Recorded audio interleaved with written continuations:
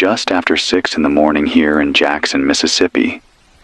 The air outside is heavy, hotter than it should be this early. My little weather meter says 91 degrees already, but it feels worse. Wet, sticky heat, like the air is pressing itself against your skin and refusing to move. There's no breeze, not even the sound of a car somewhere in the distance. Just nothing. I didn't think silence could have a weight to it, but it does. You don't notice how much the background noise keeps you steady until it's gone. No hum from traffic, no planes overhead, no music spilling out from someone's cracked open window. Just the steady buzz of this old backup generator outside my window. The only reason you can even hear my voice right now. That, and the fact I've got one hand on the mic and the other on the dial of 94.7 FM, trying to keep this thing from drifting off frequency. Drop a comment. Tell me where you're listening from and what time it is for you. I guess I should start by telling you my name. Nathan Crow. I've been running this little station for years now. It wasn't much before, just a small, low-power setup with a local audience. The kind of thing where you play music, take requests, read the weather, maybe tell people where the farmer's market is setting up that weekend. Now, it's different. This frequency's become one of the last steady voices in a place where voices are going quiet too fast. I don't know what to call what's happening. I don't think anyone does. The few bits of news we're still getting from out of state don't agree on much. Some are calling it a virus. Others say it's some kind of weapon, something cooked up in a lab that got loose. I don't have the answers. What I do have is what I've seen, and what I've heard from people still willing, or able, to talk. It started slow here. Just little things that didn't add up. People getting sick, but not like the flu. Fever, sure, but the kind of fever where they'd be burning up so bad their skin looked almost sunburned from the inside out. They'd complain about this deep, twisting pain in their chest, like their organs were on fire. Then their voices would go hoarse, and a few days later, they'd stop talking altogether. I remember the first time I saw someone in the late stage. This was before the panic really set in. I was walking down North State Street and saw a man sitting on the curb, rocking back and forth. His shirt was soaked through, and every breath came out like steam on a cold day, even though it was warm outside. He looked up at me for just a second, and I swear I could see something behind his eyes that wasn't quite right. Not fear, not anger, more like he'd already accepted something I couldn't understand. Within a week, the hospitals started filling up. Then, when they couldn't handle the load anymore, the sick were just left wherever they were. Streets, parking lots, inside their homes. Some people tried to help, but they didn't last long either. Whatever this thing is, it moves fast once it decides you're next. The first real sign that we were in trouble came when the lights started cutting out. It wasn't an instant blackout, more like rolling failures. The west side of town went down one night, then came back 2 days later, only for the south end to lose power. By the time my neighborhood went dark, the local utility trucks had stopped running. I heard later that most of their crews were either sick or had left to take care of their own families. That's when I dragged out the old generator from my dad's garage and hooked it up to the station. It's loud and it eats through fuel, but it works. People always think the end of the world will be some huge, dramatic moment. Explosions, armies in the streets, maybe even aliens. But this is just slow decay. Every day a little more of the world you knew is gone. No internet, no cell service. Radio's only working if they're old enough to have an analog tuner. I can't even call my sister anymore. She lives up in Memphis. Last time I heard from her, she said the sickness was hitting harder there. That was 12 days ago. Since then, nothing. Yesterday, someone I know, a retired EMT named Curtis, came by the station. He's been out there, moving through the city, trying to check on people. He told me something I haven't been able to get out of my head. Said that when they open up some of the bodies, the organs aren't just damaged, they're charred, like they've been cooked from the inside. The doctors who are still working don't understand how it's happening. Some think it's an immune system overreaction. Others say it's some kind of chemical reaction happening inside the blood. Curtis swears he saw one man's skin blister and split open while he was still alive, like the heat had nowhere to go. He said the smell alone made him vomit. I don't know if anyone's still doing real research on this. The last actual broadcast I picked up was from somewhere in Georgia, Augusta, I think, and they were begging for people to stay indoors, not to let anyone inside unless you were sure they weren't infected. They warned about the heat signatures too. Said you can see it with infrared, but not with the naked eye until it's too late. That transmission ended mid-sentence and never came back. Now, I don't see many people outside anymore. Every once in a while, someone will hurry past with their head down, wearing a scarf or a mask, clutching a bag. But there's no lingering, no conversations. The ones who still drive, if their cars still run, keep moving. And when night comes, the city's just black. No lights in the windows, no street lamps, only the glow from the occasional fire in the distance. I've been rationing the fuel for the generator. If I run it all the time, I'll burn through what I have in less than 2 weeks. So I'm trying to keep the station alive in short bursts. Mornings and evenings mostly.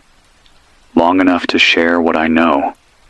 Long enough to hear if anyone else out there is still talking. I don't know how much longer I can keep this up. If you can hear me, I want you to know something. This thing, we might not be able to stop it, but we can make choices about how we face it. I've seen neighbors leaving food out for the people too scared to leave their homes. I've seen kids carrying water to an old man down the block. I've even seen a couple of folks digging in the park, trying to start a garden. Little things, but they matter.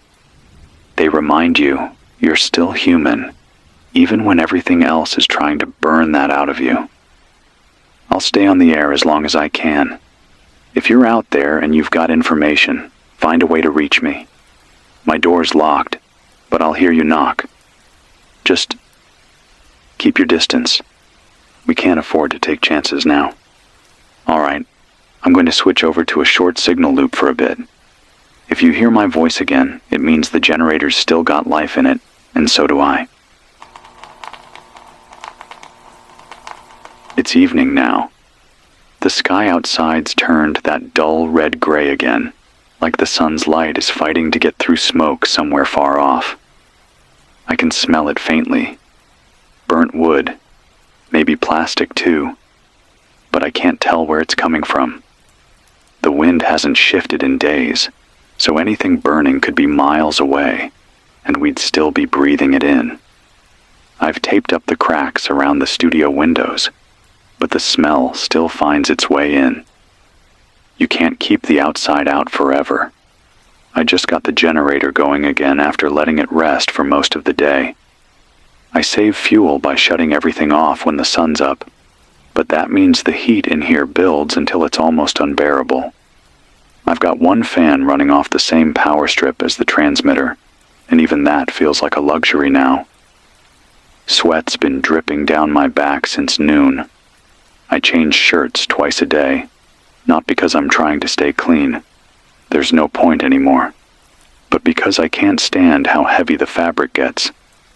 It's quiet out there tonight. I stood in the doorway for a while before I went live, listening. Usually, even now, you'll catch something. Someone shuffling by, the faint hum of a working car, maybe a dog barking from somewhere down the block. Tonight, nothing. It's the kind of quiet where you start to wonder if your hearing's gone bad. I even snapped my fingers next to my ear just to make sure. Still works. It's just the city that's gone silent. I keep thinking about what Curtis told me the other day, about the bodies looking cooked inside. I wish I could stop picturing it. It's like my brain wants to run the scene on a loop every time I close my eyes.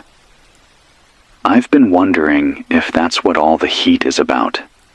Not the weather, but something in the air. Maybe this thing doesn't just spread through touch or breath. Maybe it's in the environment now. I'm no scientist, but when your skin's constantly damp and the air feels heavier than it should, you start wondering if we're all being slow roasted, just waiting for the day it hits us. There's a rumor going around, at least it's made its way here from somewhere, that people in Baton Rouge are trying something with ice. Not just cooling the body from the outside, but submerging people in tanks of ice water when the fever spikes, trying to pull the heat out fast enough to keep them alive. I don't know if it's working. No one I've talked to has seen proof. But if you've got ice, and you've got someone in the early stages, maybe it's worth trying. That's the kind of thinking we're down to now.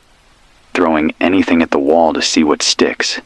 Because waiting for official help is like waiting for rain in the desert. Speaking of water, the taps here still work for now, but the pressure's been dropping. Yesterday, it was a steady stream. Today, it's more like a trickle. And the taste, there's something metallic creeping into it. Not like rusty pipes, more like blood. It's faint, but once you notice, you can't unnotice it. I've been boiling everything I drink, even if it comes from the filter in the kitchen. If you're listening and you still have running water, start saving it.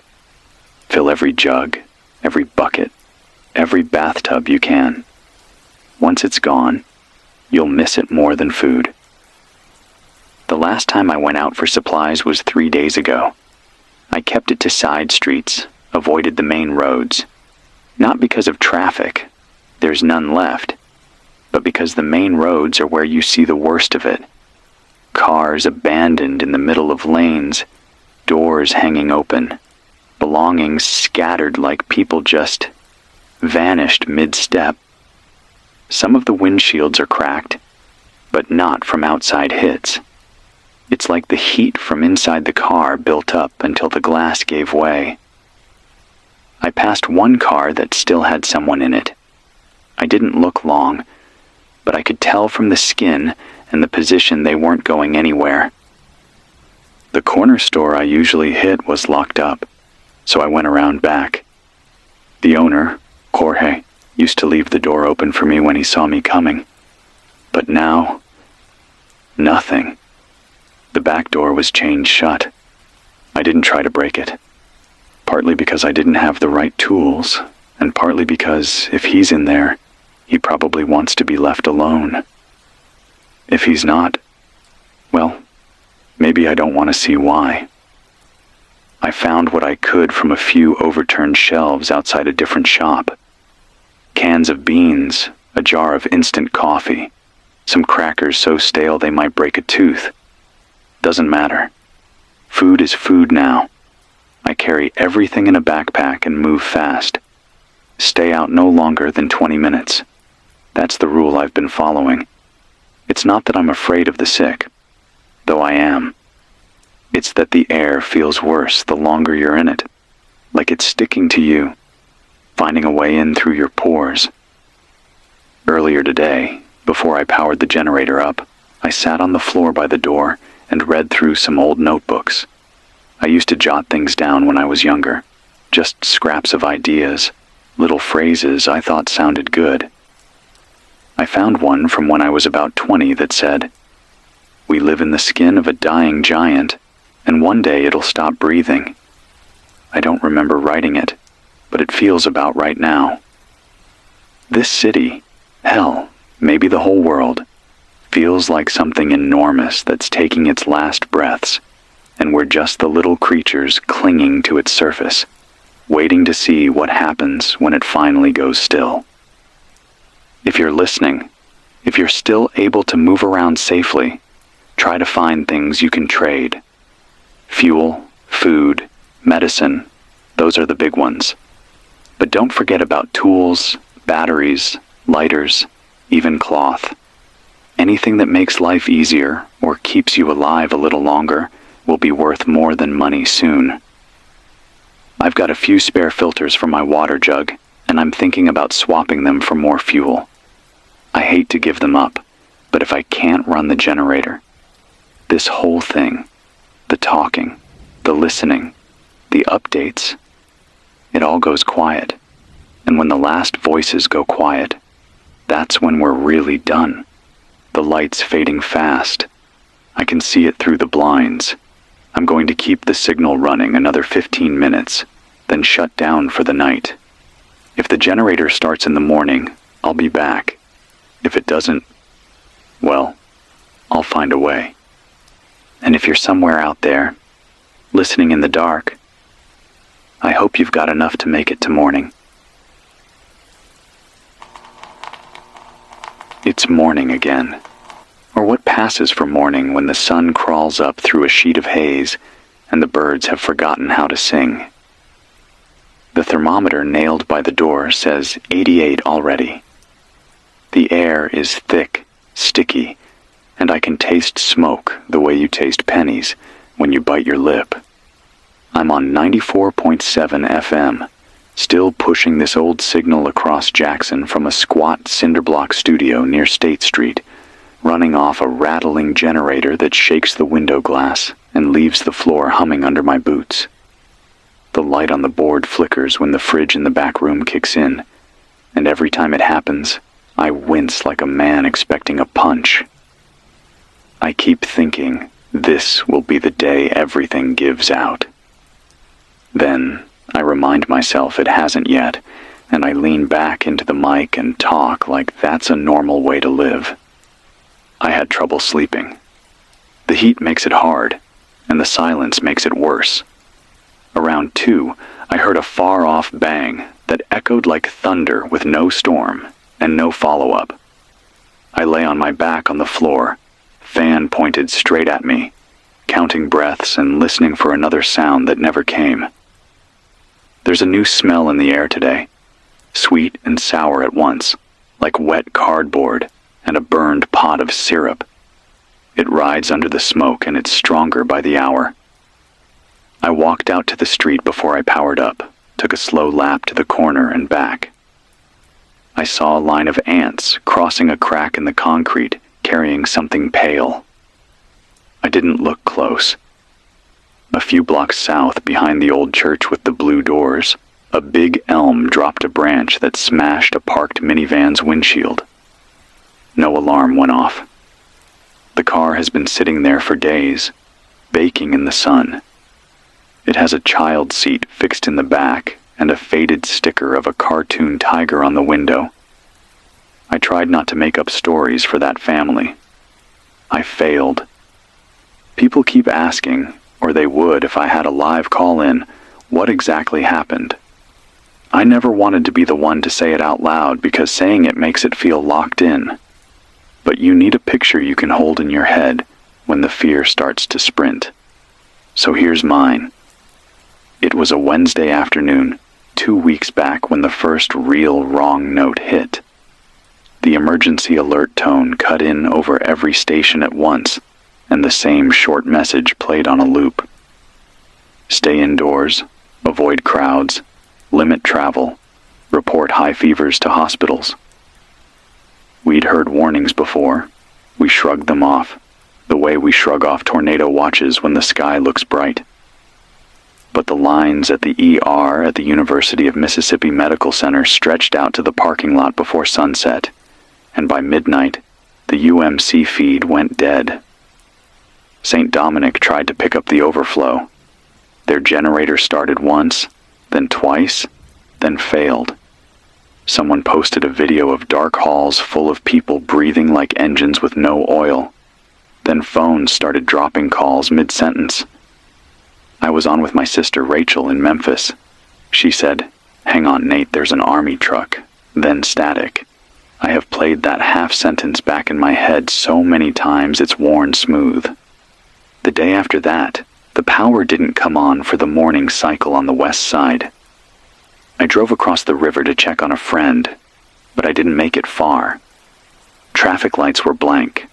Side streets jammed with cars that had died like they'd all inhaled the same lungful of poison. I walked the rest of the way. The heat was different then. It wasn't just weather heat. It came off people the way a stove radiates when the burner glows.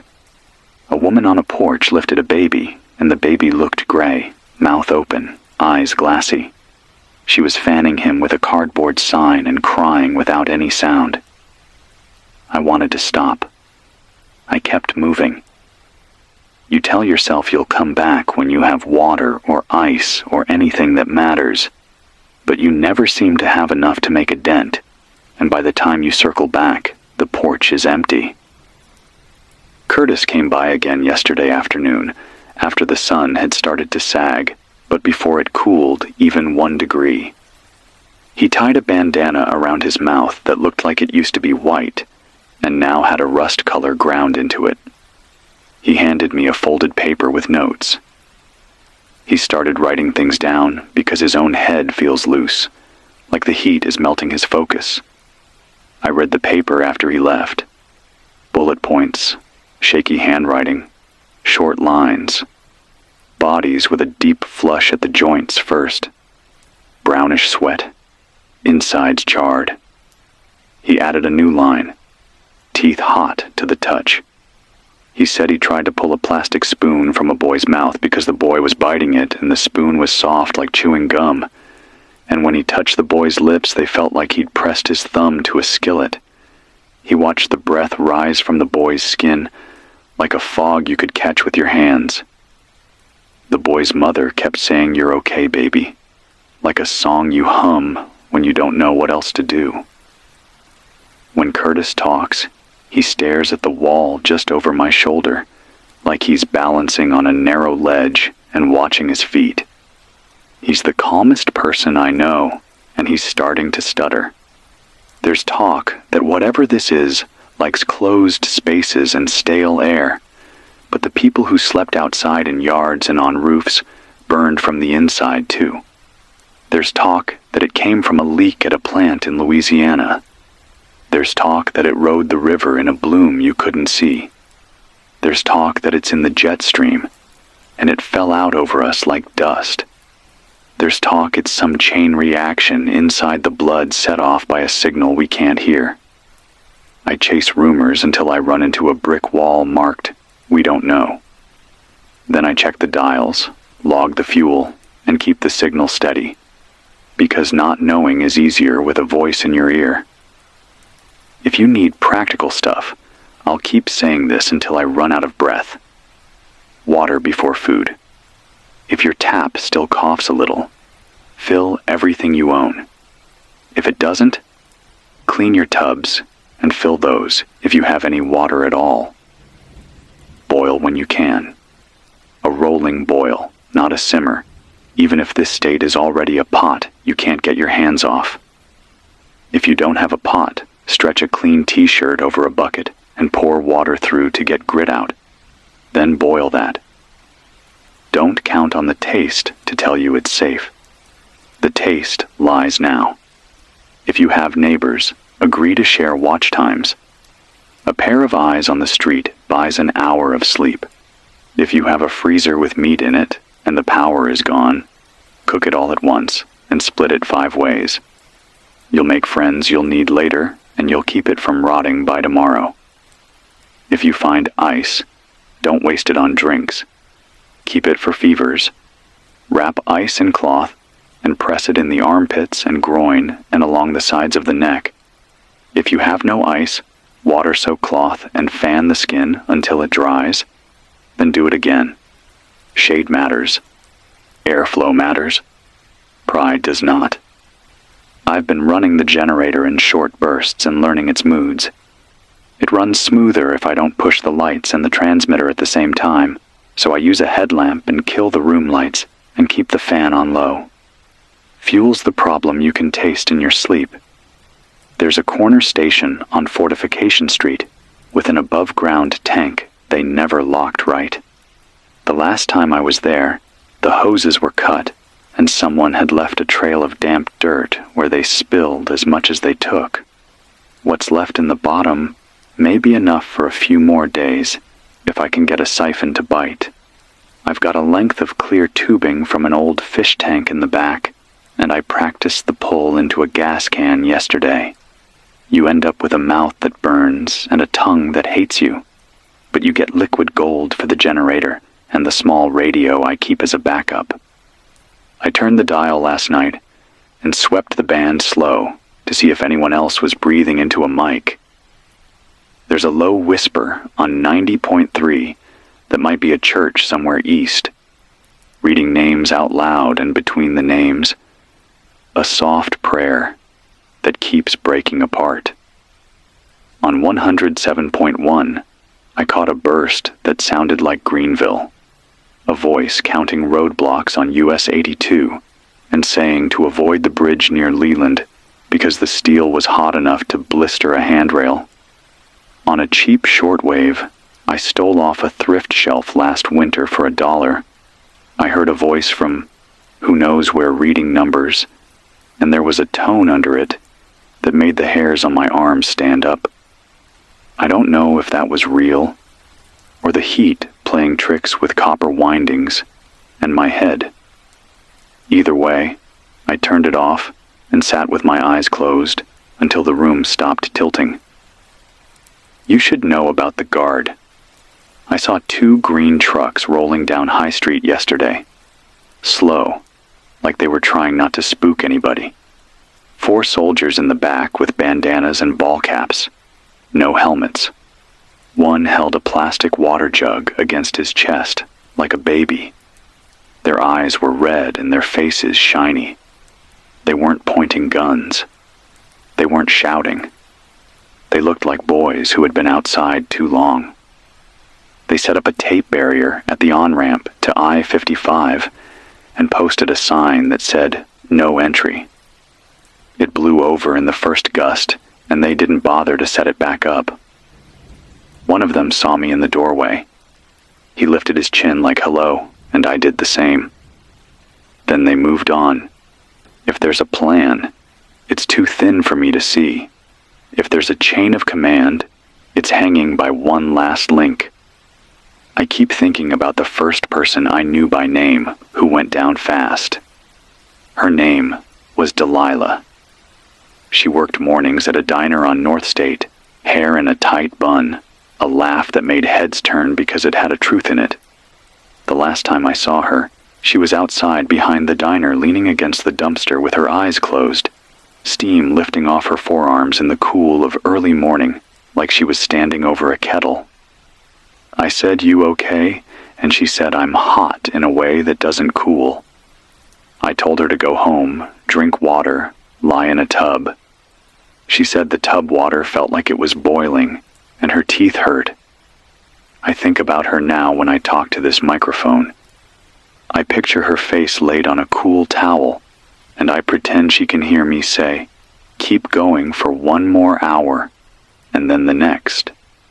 Food is a problem, but it's a clear problem, like a math problem you can solve by stacking cans. The thing that's eating us is not clear. Curtis gave me a story from a guy he trusts who worked HVAC at the hospital. The man said the old wings without sealed climate control fared better than the new ones with tight air. He said cool air wasn't the point, moving air was. He said the hospital's fancy fire doors shut when the heat sensors spiked and trapped people behind them, and he would see the doors glow at the edges. He said he ripped a few open and blistered his hands, and he didn't even feel it until later.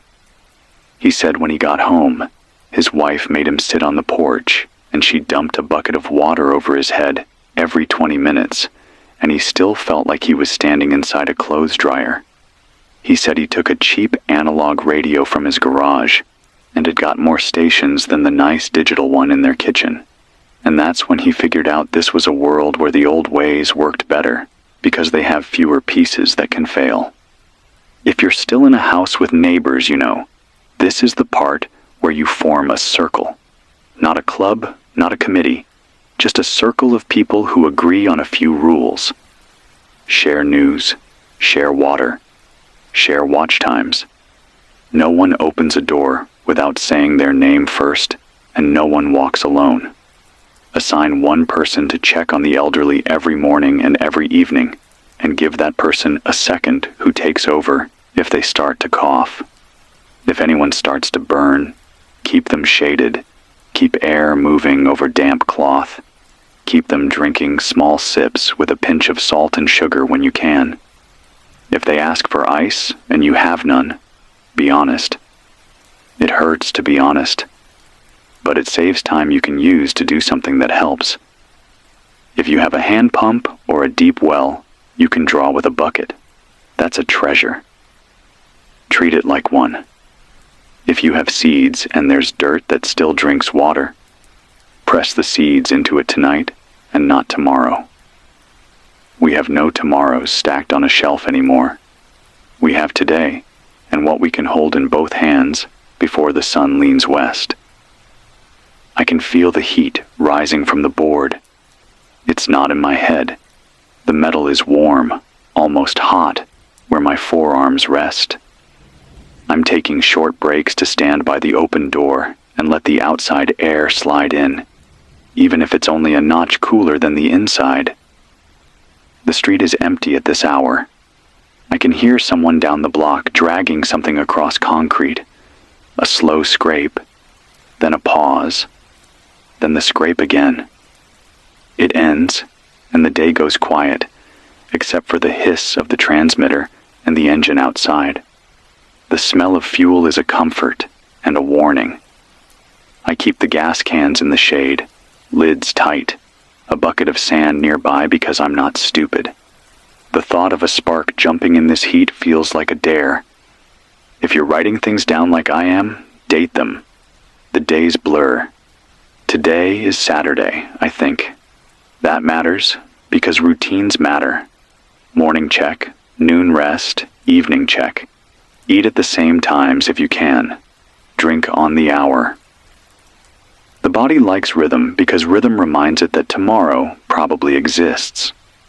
When I skip meals, I get shaky faster in this heat, and my temper shortens to a razor edge. I caught myself snapping at nobody yesterday when a jar lid wouldn't come off. I slammed it on the counter, and the glass cracked, and I stood there breathing like a bull, and then I laughed because it was either laugh or throw the whole kitchen into the street. So I laughed, and then I tightened the bands on my patience like I was retying my boots. There's a man on Jefferson Street with a hand-painted sign that says, "Trade Only." He sits in a lawn chair next to a folding table with tools spread out in neat rows. Wrenches, a rusted hacksaw, a coil of wire, 2 rolls of duct tape, a pack of nails in a coffee can, a little solar charger for a phone that won't work. He'll swap for candles, for clean water, for a bag of rice. He's got an old box fan with the cord stripped at the end, and he's willing to trade it for a gallon of gas. I walked past him 2 days running to see if he lowered the price. He didn't. On the 3rd day, I traded him a gallon, because air that moves is worth more than a drive I'm not going to take. I fixed the cord, spliced it into a plug. I pulled off a dead lamp, and now the fan sits 3 feet from the generator and points at the doorway so it pulls whatever air it can through this room. It makes a sound like a sigh. It helps. Here's something useful that feels like a small miracle. The big brick house on the corner with the busted porch steps has an old windmill in the yard. Not the pretty kind you take pictures of, the clunky kind that pumps water from a shallow well. It hasn't turned in years. Yesterday, I brought a bottle of oil and a ladder. I climbed and greased the bearings and tapped the vanes straight, and when a breath of wind finally came down the street around sunset, the blades creaked and then made one slow turn. A hiss came from the base, and a trickle of brown water slid out into a dry basin. I nearly cried. I'll go back tonight with a bucket and a filter cloth and a plan. If you see one of those old windmills in your neighborhood, don't shrug at it as decoration. Climb it, oil it, coax it back to life. The old things are waiting for us to remember how they work. I keep circling in my head to the day before the alert, to the small signs we all ignored. A weather report that said unusual upper air temps over the river corridor. A short piece on a medical blog about patients with unexplained heat spikes not responding to antipyretics. A story about a lab in Baton Rouge doing research on proteins that ignite at lower thresholds under some condition nobody explained to people like me. I had the radio on then too. I was playing a silly song for a call-in request from a kid named Miles who wanted to cheer up his mom on her drive to work. It feels like a story from another century. I want to find that kid again and tell him his song mattered. Not because it fixed anything, but because it pulled his mom through one more hour of normal. The strange thing is, we have some of that still. I caught myself humming a tune this morning while I brushed my teeth with a dry brush and a splash of warm water, and it didn't feel wrong. It felt defiant. My hands are steady today. I should say that out loud because there are days they aren't. The heat brings a tremble, like the body is a radio trying to tune to a stable station and failing. When the shake starts, I sit on the floor with my back to the cabinet and count backwards from 100, and it usually passes by 60. When it doesn't, I sip water and eat a spoonful of peanut butter and wait. I'm telling you this so you know there are tricks you can use on your own nerves. Simple things still work. Counting, breathing, a cool cloth on the back of your neck. Naming 5 things you can see might sound like a game from a counselor's office, but it works here. Right now. Microphone foam, chipped mug, door hinge, loose tile, framed photo of my dad fishing at Ross Barnett Reservoir in a hat he stole from me. There. I'm back in the room. If anyone in your circle used to fix air conditioners, if anyone worked in a kitchen, if anyone ran pumps, those are your teachers now. Ask them how to keep air moving without burning through fuel. Ask them how to use shade. Ask them why a wet floor cools a house. Ask the older ones how to prime a pump and how to clean a clogged jet on a camp stove without breaking it. We're walking backward into the future with our eyes open. The irony is not lost on me that the shiny phone I used to order dinner is a paperweight, while a length of twine and a pulley can save a family. There is a part of this I don't want to say, but I'll put it here plain. If someone in your circle starts to burn and does not cool, and the breath gets short and the eyes go far, you will have to decide what to do with the body. The city crews are not coming. The trucks are not rolling. Leave them where they fell and you invite flies and worse. There's a patch of dirt behind most houses, or a triangle of ground between sidewalks. The earth is dry, but it will still open if you ask with a shovel and time. Wrap the body in cloth if you can. Say the name. Cover the face. If you can't dig, find a place far from where you sleep, and mark it so you do not walk there in the night. This is blunt. It is the truth. Saying it will not unbreak your heart, but it will keep the living safe. I'll keep this signal up through late morning, then shut down for an hour to cool the generator before the worst heat. If you can hear me, set your dial by hand. If your radio drifts, Keep turning until my voice climbs out of the static. If I fade, wait. Static is the new weather. It comes and goes. I'm still here until I say I'm not. I have a small map on the wall with pins.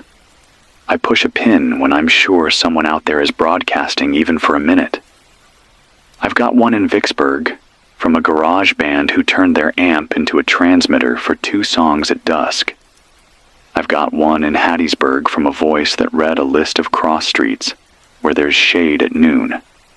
I've got one in a spot I labeled maybe Augusta, from that medical voice that cut out mid-breath. The map looks like a child started to connect the dots and got bored. It's not much. It's enough for me to stand here and tell you this is not one voice in a cave. There are others. We are thin, but we exist.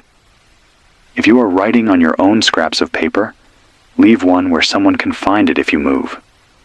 Put your first name and the day and the general direction you went.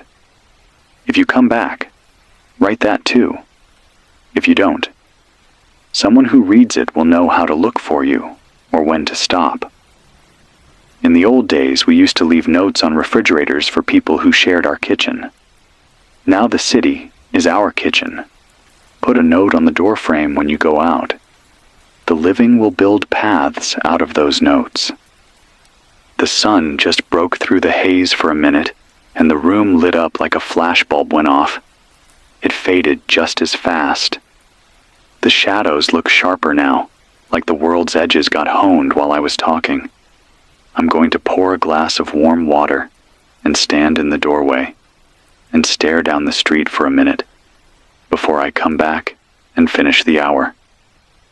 If you're out there, if you're tired, if you're angry, if you're scared in a way that makes your teeth grind, you're not wrong. You're also not alone, even if you can't see another soul on your block. I am here. My name is Nathan Crow. This is 94.7 FM. Jackson is still on the map. So are you. Keep breathing. Slow if you can. Drink when you forget. Rest your eyes in the shade. We'll talk again in a little while if the machine outside keeps turning, and if I can keep the flame that is my body from rising too fast. If I can't, I'll leave a note on the door and a circle of water on the floor where a bucket sweated while the fan hummed, and someone walking by will see both and know what to do next.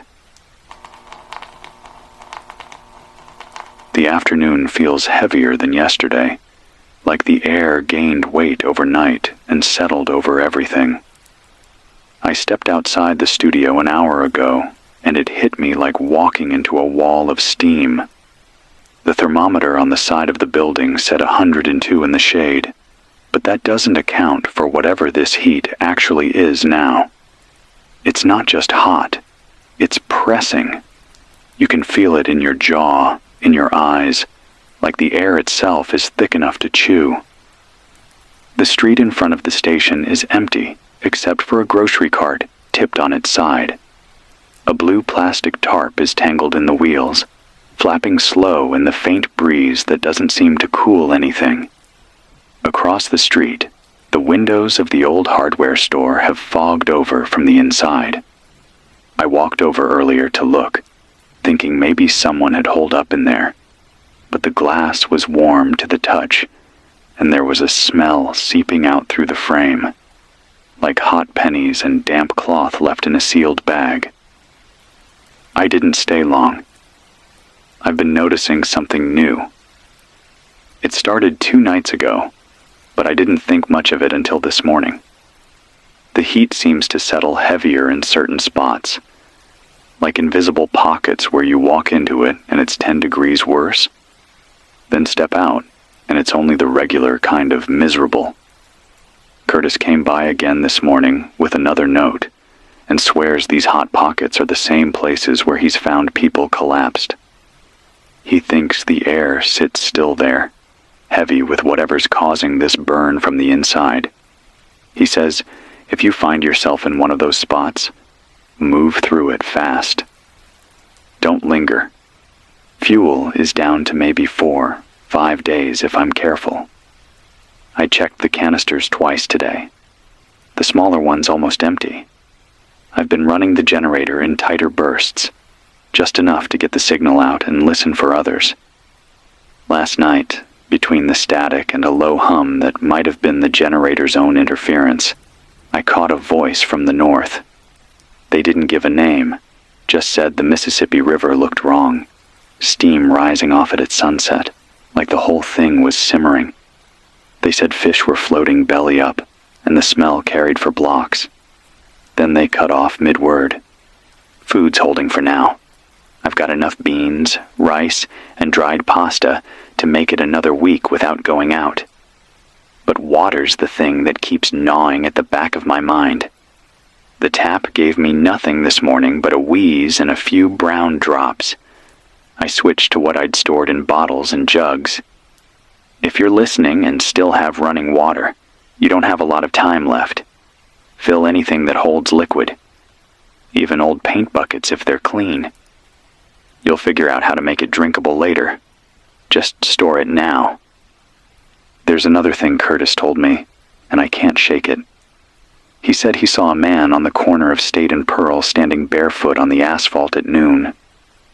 The road was so hot you could see the shimmer, but the man didn't move. Curtis yelled at him to get off the street, but he didn't answer. Said his skin looked flushed in that deep, baked way you see in the late stages. Curtis started toward him, but before he reached him, the man swayed, then dropped like his strings had been cut. Curtis didn't check him. Said he couldn't make himself do it. He just turned and kept walking. I get it. There's a point where you're too close to that edge, and you don't risk leaning any further over. I've been there myself. 3 nights ago, I saw movement near the back of the station. A shape in the dark, hunched and slow, coming toward the fence. I stepped back inside and locked the door without even calling out. Maybe it was someone needing help. Maybe it wasn't. But in that moment, my legs made the choice for me. That's the part that gets to you later. How easy it is to pull away when your own heat feels like it's building. I'm not proud of it, but I'm not here to make us sound braver than we are. If you're hearing me now, try to remember the signs. The early heat is tricky. You'll think it's just the weather or just being out too long. But watch for that deep flush at the joints, the glassy eyes, the way sweat darkens the clothes faster than it should. And if you touch someone's skin and it feels like they've been lying in the sun for hours, get them cooled fast or get away. I know that sounds cold. I know. But if you go down, you're no use to anyone else. The station's still holding together. The transmitter gets hotter than I like, but I've rigged up a little airflow with the box fan I traded for. I keep it aimed right at the casing, just enough to keep it from cooking itself. The sound of that fan, low and steady, has started to feel like company. Sometimes I catch myself talking to it when I'm not on air, like it's an old friend. That's what happens when the rest of the world goes quiet. You start filling the silence with whatever answers back, even if it's just the hum of a motor. The plan tonight is simple. Shut down the generator after this run. Try to sleep through the thickest heat with a wet cloth on my neck. Then power back up in the early morning when the air's at its lightest. I'll check for voices again then. Maybe one of them will last longer than a few words. If you're out there, keep moving when you have to. Keep still when you can. And don't waste your cool on anything that doesn't keep you alive. This is Nathan Crow, 94.7 FM. I'll be back when I can. If you don't hear me tomorrow morning, give it another day before you cross me off your list. The night didn't cool like I hoped. It held on, thick and damp, and every time I dozed, the heat woke me up with a hand on my throat. Around 3, I gave up on sleep and sat in the doorway with a wet cloth over my head, listening to the kind of quiet that's too complete to trust. There was a breath of wind from the south that died before it reached the oak at the corner. The street smelled like old fire and rain that never comes. When the sky lightened, I cranked the generator with a prayer I don't believe in, and felt the pull cord bite, then catch. I watched a thin line of exhaust drift and vanish before it reached the alley mouth. I waited a minute, listened for knocks and rattles, and when the sound settled into that steady, rough hum, I took a deep breath and sat down in front of the mic. It's still 94.7 FM. It's still Jackson. It's still me. I keep saying those things out loud because naming what remains keeps it from slipping. The board's warm already. I've got the fan aimed at the transmitter casing, and I put a flat pan of water on the windowsill to see how fast it evaporates now. The line dropped an inch by the time I finished checking the cables. I don't know what that proves beyond the fact that everything is thirsty. I took a walk before dawn to the yard with the windmill. The vanes cut a slow circle, like the sky was thick syrup, but they turned, and the pump coughed up water the color of tea. I let it run into a bucket, then poured it through a shirt, and again through a coffee filter and into jugs. It still tasted like iron and leaves, but it was wet, and it didn't make my tongue sting the way the tap did yesterday. If you've got a hand pump in your neighborhood and you haven't made friends with it yet, now's the day. Oil the bearings with cooking oil if that's all you have. A squeak you can hear is a warning you can fix. I keep a little notebook and a pencil tucked under the console. Today's notes are short. Fuel low. Water may be okay. Heat pockets stronger on the west side. Hot metal smell near the tracks. Curtis wrote me another line yesterday and left it under the door. Armpits and back of knees first. That's where it climbs. He drew arrows on a little outline of a body, like we're in a grade school health class. It would be funny if it wasn't the only reference guide we have left. He also added, "Don't leave metal spoons in cups. Burn risk," which I would have laughed at once. Now, I look at the spoon in my coffee and set it gently on the desk and watch my fingers for white lines. There's talk of the water towers being warm to the touch. I walked by the one off Woodrow Wilson 2 days ago and put my palm on the concrete footing. It felt like a dog that's been sleeping in the sun. There's a rumor that the big tanks on the edge of town whine at night, a low note you hear in your teeth. I don't know if that's true, or if it's people making sense of a sound that might be real, or might be the blood in our heads rushing a little too fast. But the pipes in the wall here tick like they used to in winter, and it's August. That alone says enough. I need to talk about the fuel run because pretending I can stretch fumes into days is a lie that ends with silence. The station on Fortification has that above-ground tank I told you about. The hoses are cut. The cap is old steel with a lock you can pry if you bring a bar. I took my fish tank tubing, a pry bar, and 2 cans, and went before sunrise. The lot was empty except for a single chair near the door like someone meant to sit and never did. The glass in the door was spidered, not broken through, just tired of holding itself together. I popped the cap, leaned in, and the heat from inside that tank came up like a breath from a dryer. I almost cried, not from joy, though it felt close, but from the way hope and risk can taste the same. I fed the tube in, sucked, got that awful burn of gas in my mouth, and then the line of brown climbed. I filled a can, then the other. Then I heard footsteps on the gravel and I froze. A boy stood there with his hands in his pockets. 17 maybe. Thin, shoulders tight, eyes scanning everything at once. He had a piece of pipe in his right hand, and he wasn't holding it like a weapon so much as a habit. He said, "You got more cans?" I said, "2." He said, "I got 2." We looked at each other like men in a card game, waiting to see who blinks. Then, he set his pipe down and slid his cans over with the toe of his shoe. I filled his first, then mine, then his second, then mine. When we were done, he nodded like we'd done a sacred thing, and maybe we had. He asked if I knew anything about his uncle in Belzoni. I told him I didn't.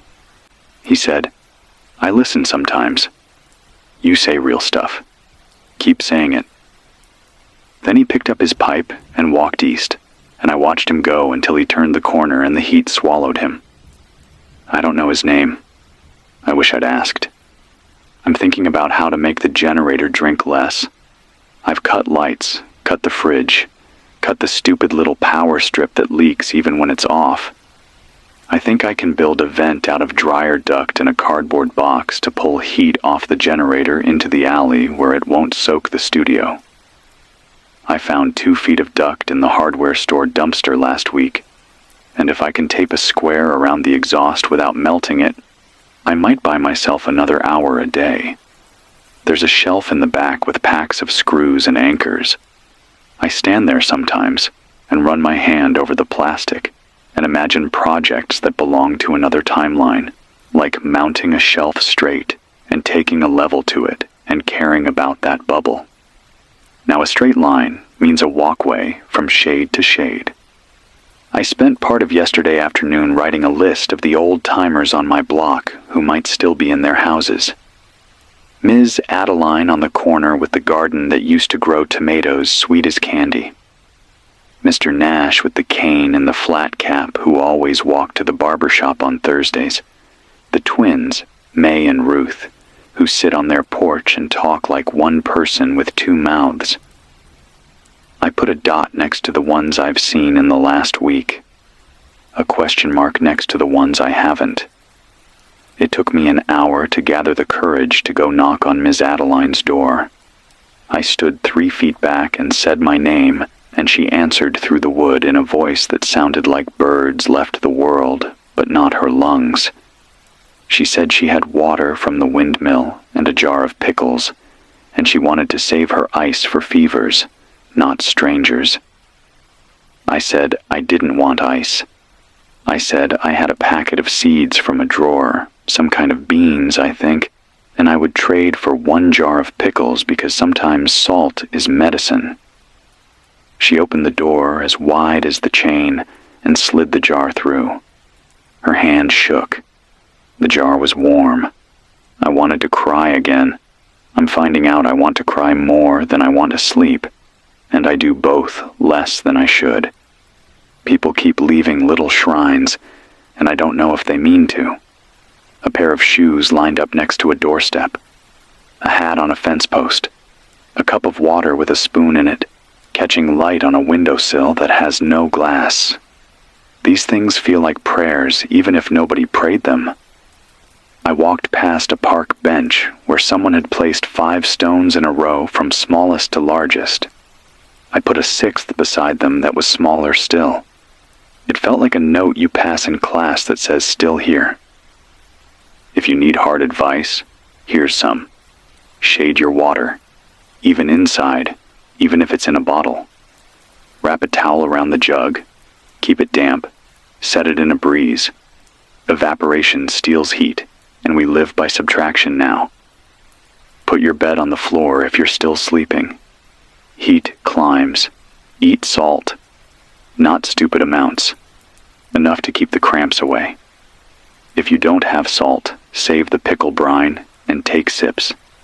If your skin goes bright and stops sweating, that's not victory. That's your body forgetting how to cool itself. Cool it. Do not be proud. Pride is a luxury we traded for air. I'm going to say something that might be wrong because nobody left is sure, but I'll call it a working rule. Avoid the spaces where the air doesn't move, and avoid where heat gathers low. like under overpasses, and in dips in the road and basements with one small window. I walked through one of those hot pockets yesterday, and it felt like a hand pressed on my chest. I coughed once, and my throat burned like I'd taken a breath over a grill. I took 3 quick steps, and it eased. I've started tossing a handful of dust in front of me when I step into a doorway, like testing a wire, like testing a river. Dust moves where air moves. If it falls straight and hangs, I don't go in. There's a theory going around. Curtis says it came from a nurse who worked 2 days straight, then slept 12 hours sitting up in a chair. That this burn doesn't like fast-moving air. Not cold air, not conditioned air, just air that moves. It's the oldest trick in the world, and now it's our best. Open 2 windows across from each other if you can stand it. Make a funnel out of cardboard to shove air down a hallway. If you have a bike wheel, hang rags from the spokes and spin it slow by hand in front of a window. You'll look foolish, and you'll feel the room breathe. Foolish is a small price to pay. I'm still trying to figure out if the guard has a plan. I saw a pickup yesterday with a spray-painted sign that said Med on the door, and 2 people in the back wearing bandanas and sunglasses. They'd built a canopy out of a sheet and PVC to make shade over the bed.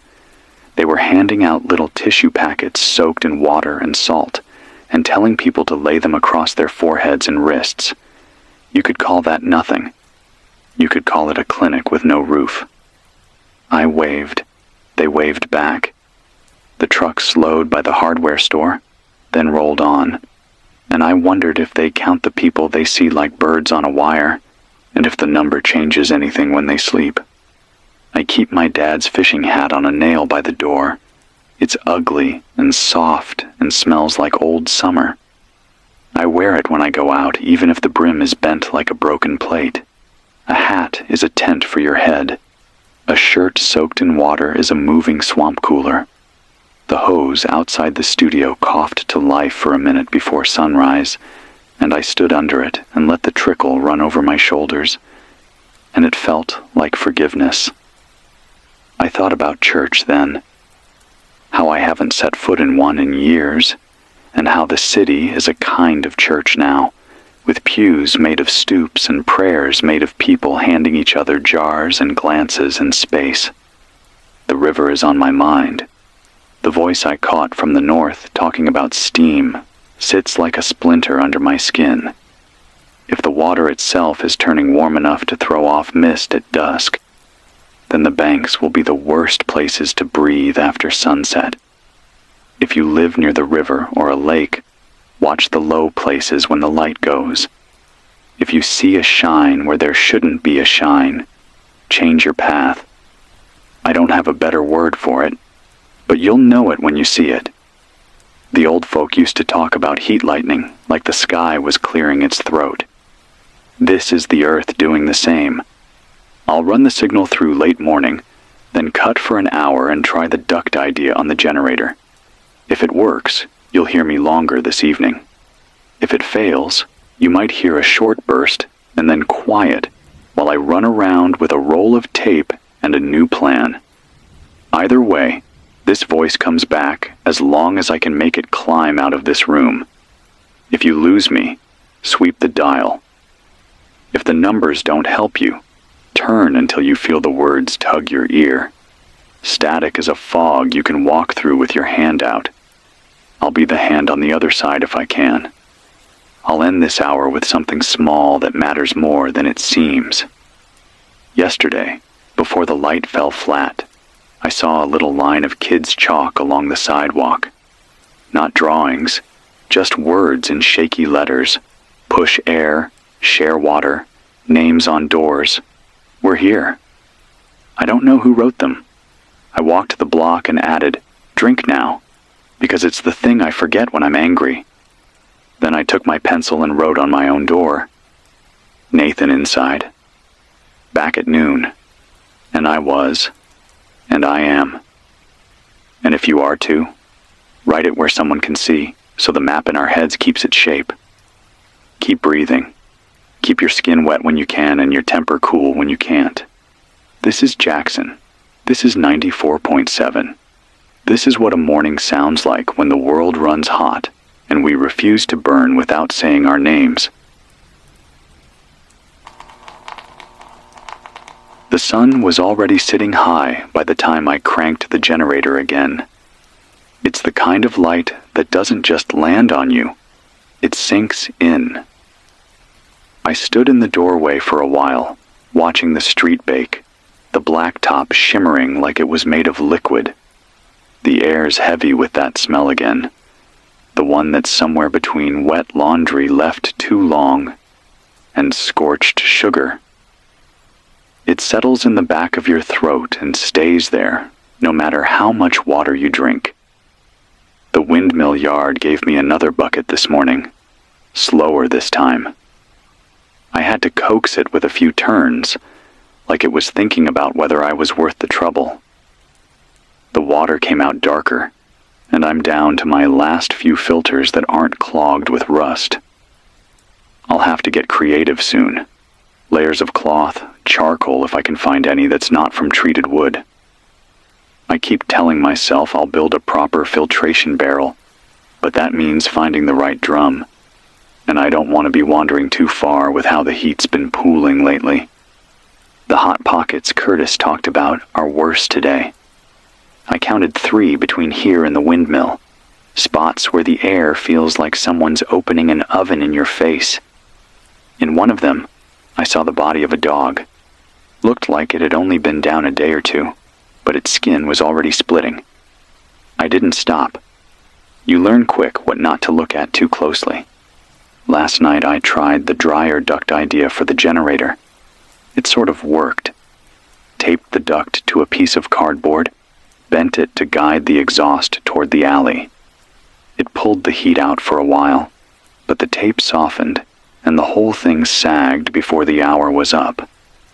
I'll try again tonight. Maybe reinforce it with wire from the hardware store's scrap bin. If I can keep the generator cooler, maybe it'll give me an extra day or two before I have to drain another can. There's been no sign of that boy from the gas station. I keep thinking about his face, how young it was, but already carrying that tired, sharpened look people get when they've been outside too long. I want to believe he made it home, that his uncle in Belzoni opened the door and let him in. But I've been around long enough to know you can't hang too much on believing. It's dangerous when hope turns into expectation. The voices on the radio are fewer. Yesterday evening, I swept the band for nearly an hour and found only 2.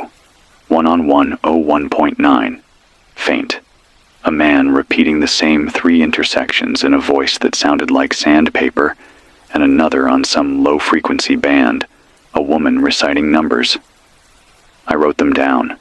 47, 92, 13, 13, 58.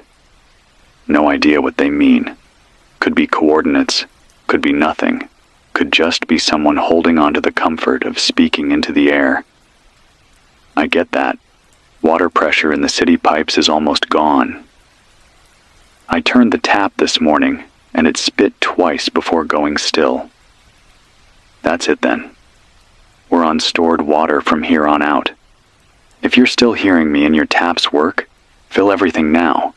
Fill it twice. Shade it. Don't wait. You don't want to wake up thirsty and realize you waited too long.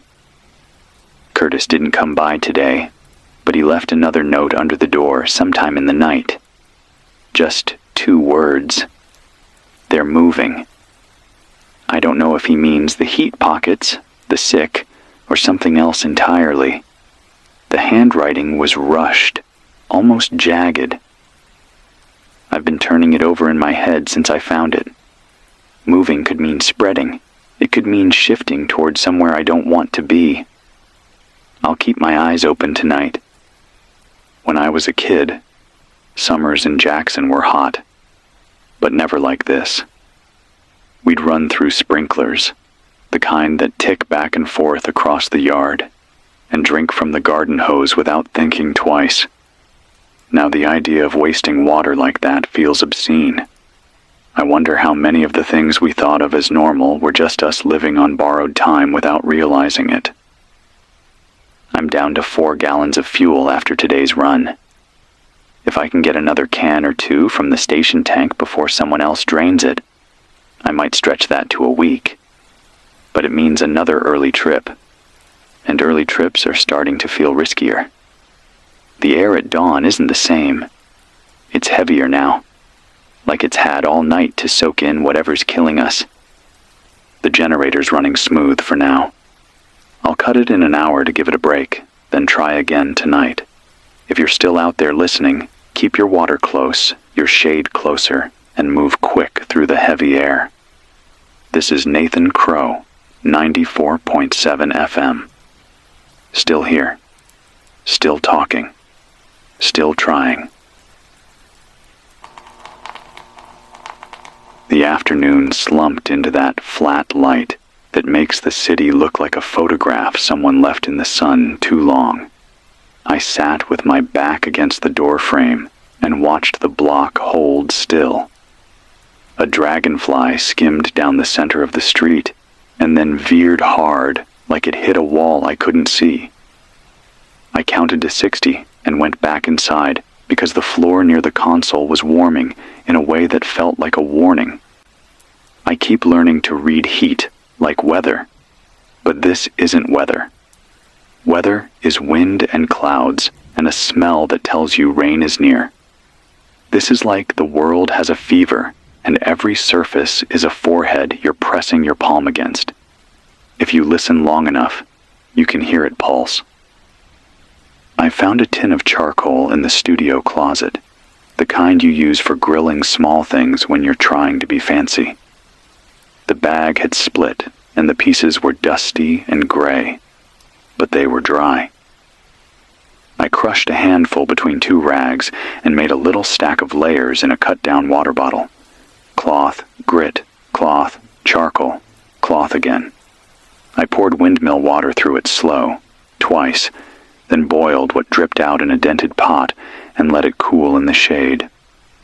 The taste still carried a hint of metal, but there was a clean line underneath it, and I took that as a win. If you have no filters left, use cloth and patience. Patience removes things heat can't. If you have no charcoal, burn a stick until it's black and crumble it. If all you have is time, let water sit until grit drops to the bottom and pour careful. These are small tricks. They add up. Curtis's note kept scratching at the back of my head. They're moving. So I walked the block at noon, even though every part of me said sit down and be quiet. I moved slow and kept to the narrow shadows that cling to the west sides of buildings. The hot pockets weren't where they were yesterday. The worst of it had slid half a street north, like a sleeping animal rolled over and threw off a new wave of breath. The air above the manhole covers shimmered out of sync with the rest of the street. I held my hand out and felt a push, a rise, then a drop. I marked it in my head like you mark a bad step on old stairs.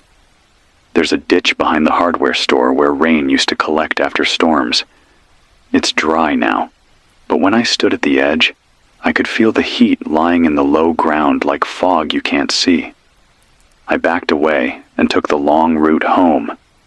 The windmill's owner finally opened his door. I'd only seen a curtain move there once, a little ripple in the corner of my eye, and I figured someone was watching me haul bucket after bucket like a stubborn donkey. Today, the door cracked, and an old man's face appeared, sharp and brown and lined like a map.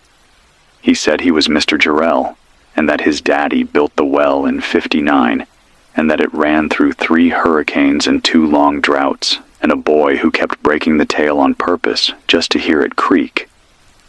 He did not say whether that boy was him. He asked if I was wasting water.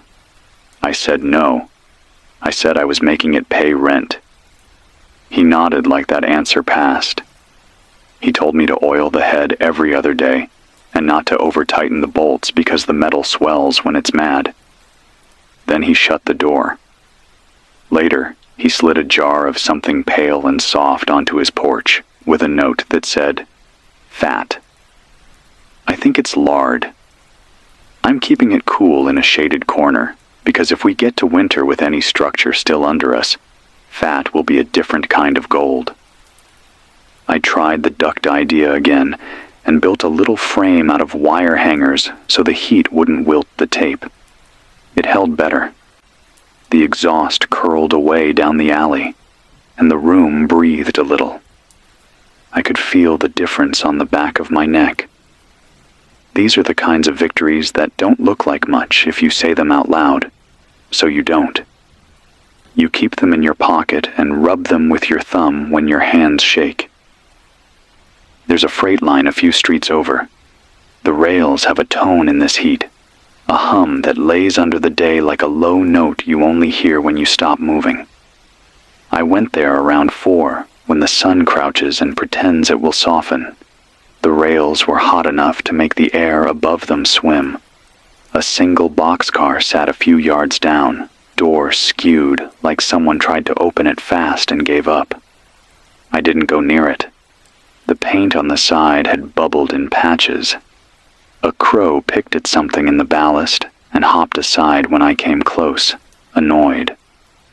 From there, I could see the water tower through the gap between 2 roofs, and the light on it looked wrong, too bright at the edges, like it was a bulb instead of a tank. I put my hand on the chain-link fence, and it stung. I remembered being a kid and trying to fry an egg on the hood of my uncle's car as a joke in July, and how we laughed when it slid off slimy and half-clear. I didn't laugh now. The world feels like it's cooking, and we're in the pan. The guard, or whoever they are now, drove by as the light went dull. Different truck, same tired eyes. They had a box of masks in the bed, not the fancy kind, just disposable paper ones that wilt in sweat. They handed a pack to a man on a porch, who took them like he was accepting a flag at a funeral. He put one on, and then took it off, and then put it on again. I wanted to tell him a mask won't stop heat, that it only makes you feel like you did something. But I didn't say it. A feeling of action can keep a person steady for 2 more hours, and 2 hours can be the difference between making a mistake and not. I need to talk about fire because I have been dancing around it. 2 blocks south, a house burned yesterday afternoon. No sirens, no trucks, just a bloom of smoke that turned the sky brown and a sound like a big animal sighed and laid down. It didn't spread because there's nothing wet left to carry it, and the other houses are set just far enough apart to make the jump hard, but it burned like the walls were soaked in oil. I stood at the corner and felt a wave of heat that made my gums ache. I thought of all the times I left a pot on a stove and caught it in time because the smoke alarm chirped, and I cursed and turned the burner off. There are no alarms now except your nose and whatever instinct says danger in a language older than words. If you cook, cook outside. If you can't, don't leave a flame alone, not for 10 seconds. Boil water with a lid to keep the steam from turning your room into another hot pocket. If you have a grill, put a sheet of metal under it and over it and turn it into a little oven. Sparks travel. Heat travels faster.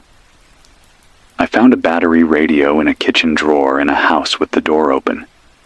It was the kind you take to the beach, bright plastic, 4 AA slots. The batteries were dead, of course, but I scavenged a set from a toy car, and the thing came to life with a hiss. I set it next to the board and tuned it to my own voice as a check, then spun the dial. Static, static. A burst of music, static, a voice from far away naming a county in Tennessee, then gone. I left it on low, my own voice overlapping my mouth by a breath, and it felt like standing between two mirrors. Every so often, the radio voice drifts a hair off, and I tap the knob and bring myself back into line. If that isn't a metaphor for living through this, I don't know what is. I made a list of what I owe people, because debt keeps me honest. A gallon of water to Ms. Adeline when I pull 2 clean buckets without rust. A strip of duct tape to Mr. Nash because his cane split and he bound it with a shoelace that won't hold. A handful of screws to the twins for the loose stair on their porch. A note to the chalk writer telling them their words helped. These are small things. They are the currency that keeps a block from turning into a row of locked doors, with eyes behind them that never meet. Fatigue sits on my shoulders in the late day like a child that refuses to walk. I let it ride, and I keep moving because stopping feels like letting it win. When I do sit, I tell myself it's for a number. I set a timer in my head and count to 200, and then I stand. When my head swims, I put my hands on the cool parts of the wall, the low shaded bricks near the floor, and I let the clay pull some heat out of my skin. The city holds a little cold if you know where to touch it. There's a thing I haven't wanted to say, but I think I'm past the point where soft edges help. If you live alone and you start to burn, write your name and tape it to the door. Add a note that says, if you stop answering, where the things that can help others are. The extra water, the batteries, the place you hid the good knife because you were scared. It feels like giving up. It isn't. It's saving time for the hands that will come after you. If you live with others and one of you starts to burn, decide early who stays close and who stays away. Trade shifts. Don't let the same person sit in that room for 6 hours straight. Heat wears down the mind, and the mind makes the choices that keep everyone breathing. As evening crawled closer, I went to the roof with a line and a bucket to try for a cooler draft. The roof tar smelled like a tire shop. I looped the line over the edge and pulled air up through the stairwell and into the studio. It made a little difference. I watched the horizon over the treetops and saw that weird shimmer again, over toward the river, like glass held over a flame. If the water's thrown off steam again at sunset, the low neighborhoods near the banks are going to feel it first. I thought about walking that way, and then I thought about the boy with the pipe, and how he asked for his uncle, and how far a person can carry a question through heat before the question burns out of their hands. I went back down. I ate cold beans and 2 crackers that tasted like cardboard soaked in sun. I chewed slow because chewing is something you can control when the rest of the page is blank. I drank from the jar Ms. Adeline traded me and let the salt wake me up a little. I wrote on my door again. Back at dark. A woman passing read it and tapped the wood twice with her knuckles like a blessing. She had a baby on her hip, wrapped in a light scarf, and the baby's eyes were clear. I will remember that detail when I can't sleep. I keep thinking about Rachel in Memphis, and the half sentence, and the truck she saw, and then I think about the map with pins, and how far the river runs, and how fast a truck can move on a road where the air itself is pushing back. Hope is a tool you use, not a spell you cast. That's how I'm holding it. I'm using it to turn the crank on the generator, and to say my name and to put one more paragraph out into the space between houses. If it turns into a story, good. If it only makes a line you can follow for a few blocks, that's still something. When full dark comes now, it isn't the same kind of dark we used to have. It's cleaner. It's deeper. It makes the sound of my own breath loud in my ears. I'll shut the generator down for an hour to let it cool, and then I'll bring it back and push the voice out again. If you're near a radio that can catch me, set it to 94.7 and nudge the dial until I settle into place. If I drift, don't give up right away. The band bends in heat. I do too. We can meet in the middle if we both give a little. Before I cut the signal for this break, I want to add 3 pieces of hard advice to the pile. 1. Write times on your arm with a marker when you take a drink. It sounds silly. It keeps you honest. 2. Make a door of wet cloth if you have to stay in a room. A sheet hung in a doorway and kept damp makes air move when you walk through it and steals a slice of heat as a toll. 3. Nothing metal against your tongue. Not spoons, not bottle caps, not the end of a key when you're nervous. This heat puts a sting in metal that bites faster than you think. I will be here again, right after dark. If you can't sleep, sit by the window and let your feet rest in a bowl of water if you have it. If you have no bowl, wrap a damp cloth around your ankles and another around your wrists and breathe until your shoulders drop. If your shoulders won't drop, keep breathing anyway. Not every muscle listens the first time. Some take practice. My name is Nathan Crow. This is Jackson. This is 94.7 FM. The city is hot, but we are not done. I am not done. I'll crank the rope, I'll watch the dial, I'll push air across a wire because air that moves is the thing that hates this sickness most. And I'll say your name out loud if you tape it to your door and I pass by, because names keep the map from emptying, and we need our maps to have roads, even if all we do is stand on them and wait for the heat to blink. The night never cooled. I kept the generator off for as long as I could, sitting in the dark with just the little battery radio playing low on the desk. Every once in a while I'd hear my own voice from earlier, echoing back at me with that tiny hollow sound you only get from a speaker the size of a fist. It's strange, hearing yourself delayed like that. It's like meeting an older version of you who's only a few hours ahead. When I finally started the generator again, the pull felt heavier than it should have, like the cord itself had taken on weight from the air. It caught on the second pull, the motor coughing out a little puff of smoke that drifted toward the ceiling before sinking back down. Slow.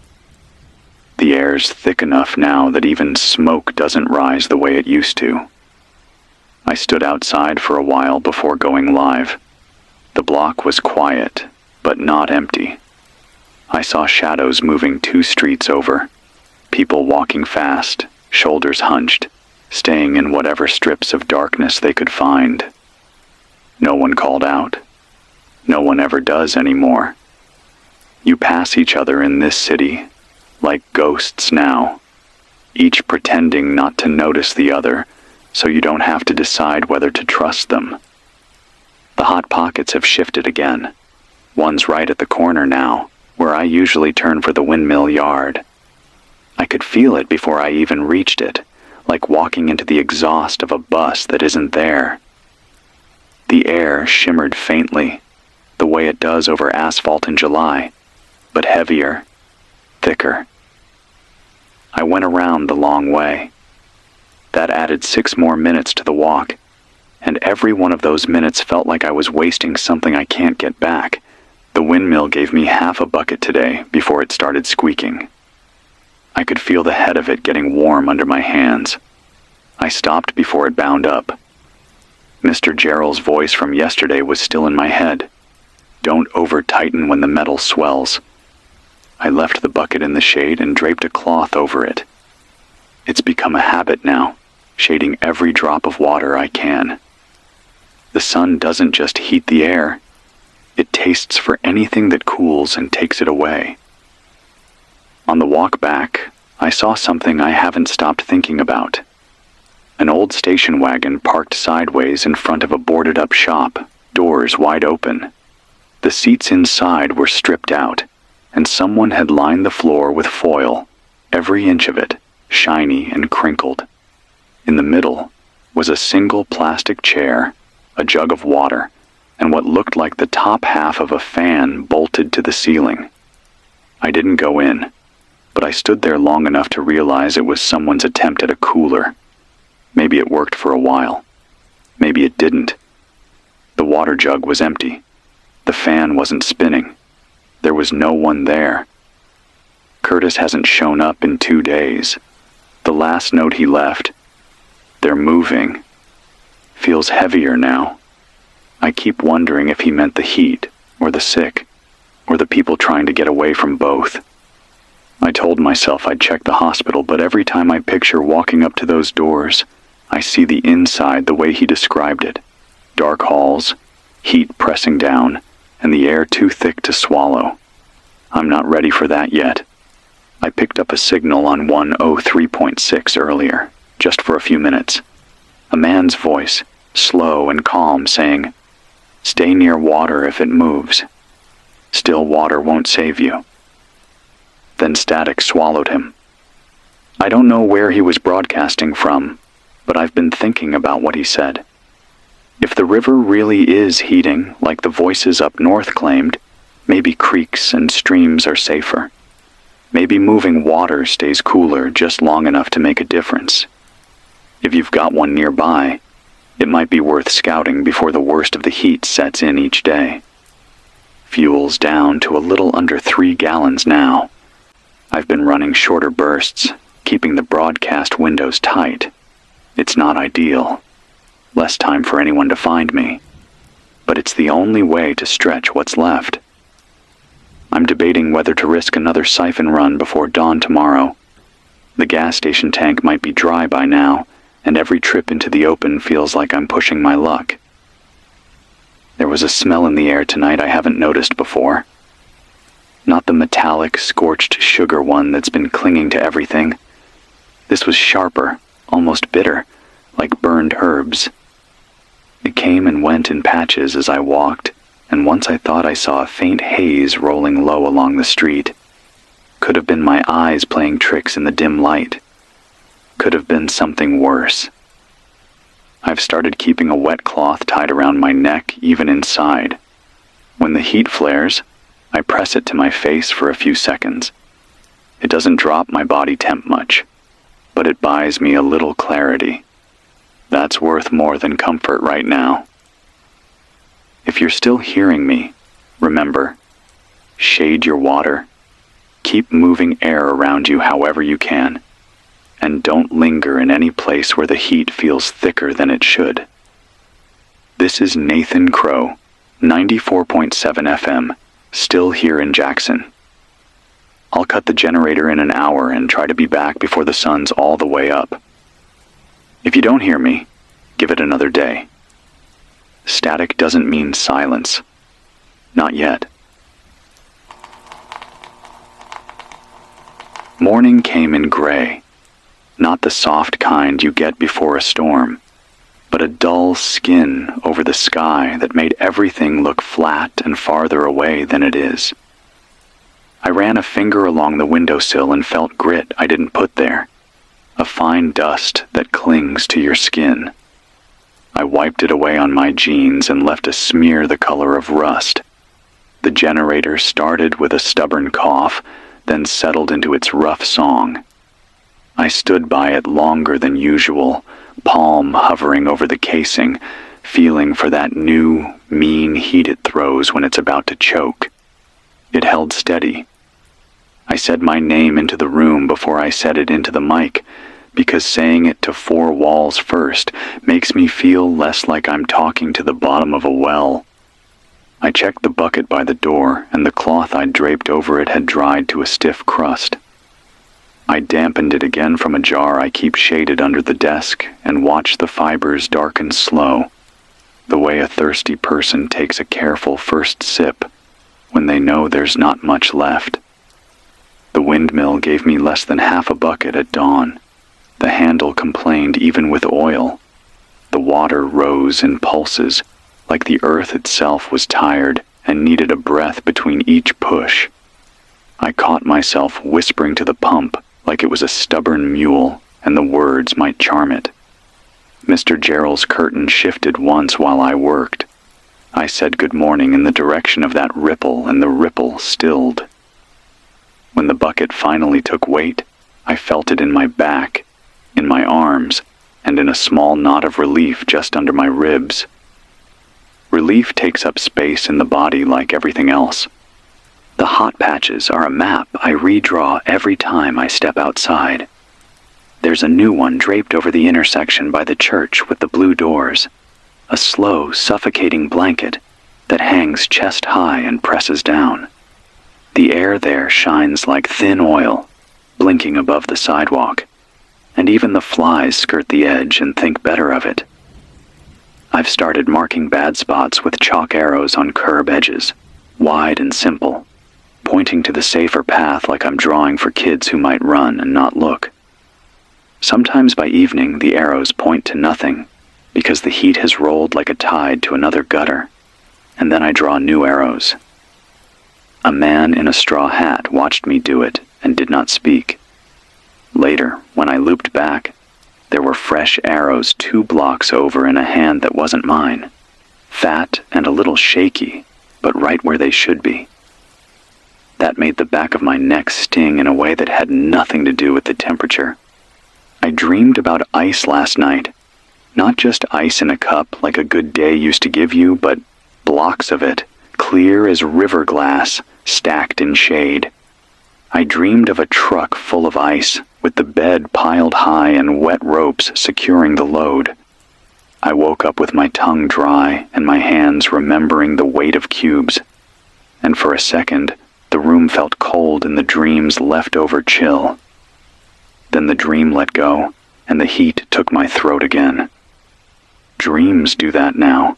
They tease the body for a breath and then step aside and let the truth barrel through. I try not to punish myself for the way hope sneaks in while I sleep. The body needs stories to walk through this. I took apart an old box fan that had stopped helping and found the bearings sticky with dust. I wiped them with a rag that I dampened and wrung and dampened again, then dripped a little cooking oil in with the corner of a spoon and spun the blades by hand. The sound shifted from a grind to a whisper. I put the cage back on loose so I could get to the shaft with a cloth if the heat makes it squeal. It ran smoother after that, and the breath it pushed across the transmitter case felt less like a pity pat and more like a real shove. If you're sitting next to a fan that's complaining, give it a minute of care. Friction is the enemy we can still fight with rag and oil. I'm seeing more signs of people moving at night. Not groups, not caravans, just pairs and singles slanting from shadow to shadow. One left chalk on the brick across from the station. 3 lines and a dot. A symbol I don't know. Then an arrow, and the word, creek. I followed it at first light, slow and careful, past the old dentist's office with the sun-faded tooth on the sign, and down a back lane that used to smell like cut grass. The creek is a thin run now, no deeper than a shoe in most places, but the water moved. Where it ran under a culvert, the air felt better by a hair. I crouched and held my face near the mouth, and thought maybe the man on 103.6 was right. Maybe the trick is to sit near moving water, not to drink it raw, not to pray over it, just to steal the breath it gives as it slides past stones. I marked a safe way in and out with chalk, and went home the long route to avoid a patch that had turned mean near the laundromat. A grocery I used to walk past without seeing has turned into a library of empty boxes and things with torn labels. I went in for shade, not to take, and I stood still and listened to the building talk through its metal bones. Heat makes them tick and sigh like an old animal settling. On a shelf low to the floor, I found a stack of paper cones, the kind they used to put by the water cooler next to the office door. I took 5 and slid them into my pocket, because a cone that fits in your palm can turn into a funnel when you need to pour clean water without wasting a drop. I left a note on a scrap of receipt paper that said, "Look lower shelves, shade in back, water cone cups here, and jammed it under a chipped magnet shaped like a peach. Even now, I believe in labels.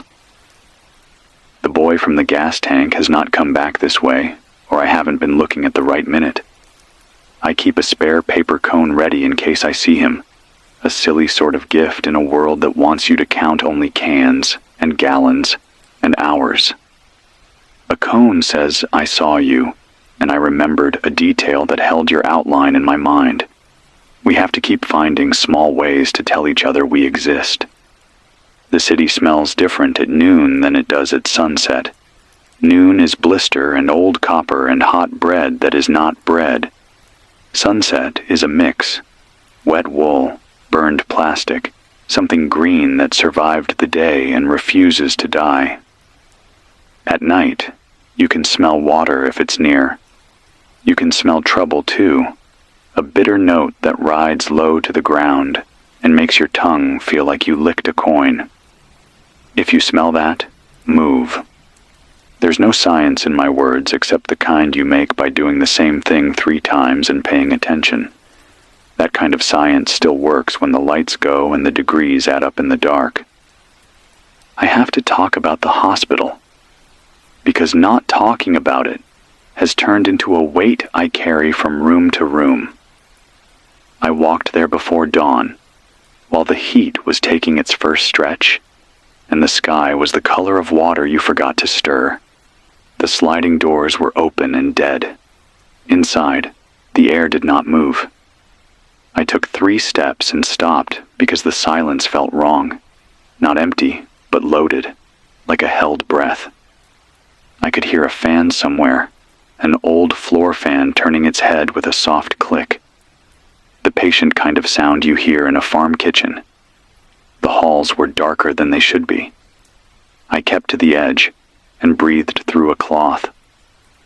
A woman sat in a chair near the nurse's station with her feet in a bucket. Her head was tipped back, mouth open. I said, "I'm here," low, so the sound would not bounce hard. She didn't move. There were names taped to the wall on printer paper, black marker, first names and room numbers, and a few had been crossed out gently, a single line, as if not to hurt the letters. I took one of the paper cups from the desk, the little bathroom kind, and filled it from a jug that said boiled, and left it under the woman's hand. I could not stay longer. The heat in there is a beast that sits on your chest with both hands. I walked back into the morning and nearly fell on the steps from the way the outside air felt like relief. Imagine that. Outside as relief. That's the shape of it now. There was a dog under the eaves by the loading dock, one ear up, one ear folded. It lifted its head when it saw me, and then put it down again, too tired to do more. I whistled once, and it blinked slow. I don't have food to spare, but I had a clean rag, and I dipped it in water and slid it toward the dog with a toe. It sniffed, then laid its chin on the wet cloth and closed its eyes. I walked away because I didn't trust myself not to sit down and stay until either of us cooled. Mercy comes in sizes you can carry, and today mine was a rag. The rails hummed again this afternoon, louder. There's a note to it now, almost like a tone you could tune to if you had the ear. It buzzes your teeth if you stand too close. A woman I've seen before with a red scarf counted out loud while she crossed, like a jump rope song, and timed her steps to the rhythm the rails were making, as if the ground might steady if she matched it. I asked if she needed water, and she said no. Then yes, then no again. I handed her the cone I was saving for the boy, and she laughed once, a short, shocked sound, and said it felt fancy. Sometimes fancy is useful. It turns a swallow into a moment you remember, and remembering is a way to say, the day had shape. If you're writing plans for your block, write a night plan and a day plan. The same streets are not the same streets when the light flips. The same rooms turn cruel or kind depending on how the air stacks. The best rooms for sleeping now are the ones that touch the ground and have shade on two sides and can steal a draft from somewhere. The worst are the boxes with sealed windows and new paint and doors that fit too well. Old houses with bad gaps and crooked floors are winning. That should tell us something about what survives and why. If you have a new place, make it old on purpose. Crack a window. Rig a shade outside the glass so the sun hits cloth, not wall. Hang wet sheets and sweep air past them. Bring a fan to the door and blow out, not in, to pull cooler breath from the room behind. A house is a lung. Help it work. I keep a stack of index cards next to the board, and I write one truth on each. Nothing fancy, just things I don't want to forget when my head goes noisy. Today's cards say, drink now, move air, shade water, metal bites, don't linger, names on doors, numbers change, creek breath, share small, pride kills. When I start to spin, I read the cards like a slow prayer until the words settle back into their slots in my brain. If you don't have cards, write on the wall. The wall doesn't care what you put on it, and the act of writing drags your mind back into your body. I think about the old people who used to tell weather by their joints and how we all laughed a little. Nobody is laughing now. My knuckles tell me when the bad patch is around the corner. My teeth tell me when the rails are singing. The skin between my shoulder blades tells me when a room has decided to turn on me. The body is a radio. It's always been one. We forgot how to listen. A man left a bucket on the stoop sometime this afternoon with a handful of strange things inside.